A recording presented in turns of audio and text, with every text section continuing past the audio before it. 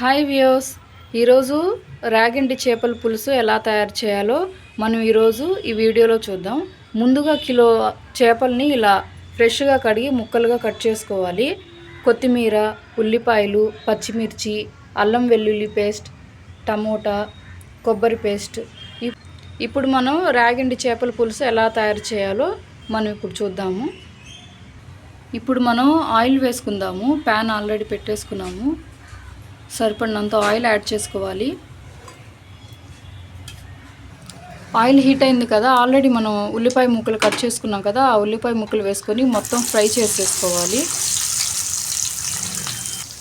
ఇందులో అల్లం వెల్లుల్లి పేస్ట్ కూడా వేసుకుందాం. 2 స్పూన్స్ వేసుకోవాలి అల్లం వెల్లుల్లి పేస్ట్ కూడా. ఇది కూడా కొంచెం ఉల్లిపాయ ముక్కల్లో మొత్తం ఫ్రై అయ్యే వరకు వేయించుకోవాలి.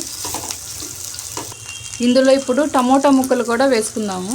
ఆల్రెడీ కట్ చేసుకున్నాం కదా, కట్ చేసుకున్న ముక్కలు కూడా ఇందులో వేసేసుకొని మొత్తం మిక్స్ చేసేసుకోవాలి. సరిపడినంత ఉప్పు కూడా వేసుకోవాలండి. కళ్ళుప్పు అయితే చాలా టేస్టీగా చాలా బాగుంటుంది పులుసులో. ఇందులో పసుపు కూడా యాడ్ చేసుకుందాం.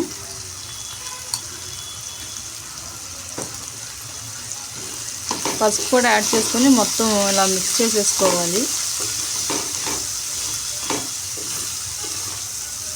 ఇందులో పచ్చిమిర్చి ముక్కలు కూడా వేసేసుకుందాం.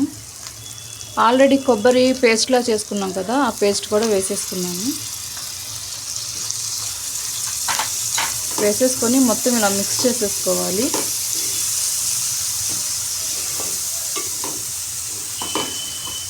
ఇందులో కారం కూడా వేసుకోవాలండి. సరిపడినంత కారం యాడ్ చేసుకొని మొత్తం మిక్స్ చేసేసుకోవాలి. ఇప్పుడు ఇందులో మనం ఆల్రెడీ చేపల ముక్కలు కట్ చేసుకున్నాం కదా, అవి ఇప్పుడు ఇందులో వేసేసుకుందాము. ఇందులో మనం కొత్తిమీర కూడా వేసేసుకుందాము. వేసేసుకొని చింతపండు రసం కూడా వేసేసుకుందామండి. ఆల్రెడీ సరిపడినంత చింతపండు మనం నానబెట్టుకొని అవి మొత్తం ఇలా రసంలా చేసుకొని ఇప్పుడు ఇందులో వేసేసుకోవాలి. ఇందులో మనం ఇప్పుడు చింతపండు రసం కూడా వేసేసుకుందాము. చింతపండు కూడా రసం వేసుకొని మొత్తం ఇలా చింతపండు రసం కూడా వేసేసుకున్నాము. కలియ తిప్పుకొని మనం ప్లేట్ పెట్టేసుకొని ఒక 10 to 15 minutes వరకు ఉడికించుకుందాము. ఇప్పుడు మన చేపల పులుసు రెడీ అయిందో లేదో ఒకసారి చూద్దాం ప్లేట్ తీసి. సో మన చేపల పులుసు అయితే రెడీ అయిపోయిందండి. చాలా కలర్ఫుల్గా కూడా చాలా బాగుంది. మనం ఇప్పుడు ఒక సర్వింగ్ బౌల్లో కూడా తీసేసుకుందాము. సో చేపల పులుసు అయితే రెడీ అయిపోయింది. చాలా బాగుంది, టేస్టీగా కూడా చాలా బాగుంటుంది. మనం వేడి మీదుగా పులుసు మన అన్నంలో తినకుండా మనం కొంచెం చల్లారిన తర్వాత తింటే కనుక చేపల పులుసు కూడా చాలా టేస్టీగా చాలా బాగుంటుంది. మీరు కూడా ట్రై చేయండి. మా ఛానల్ నచ్చితే కనుక లైక్ చేయండి.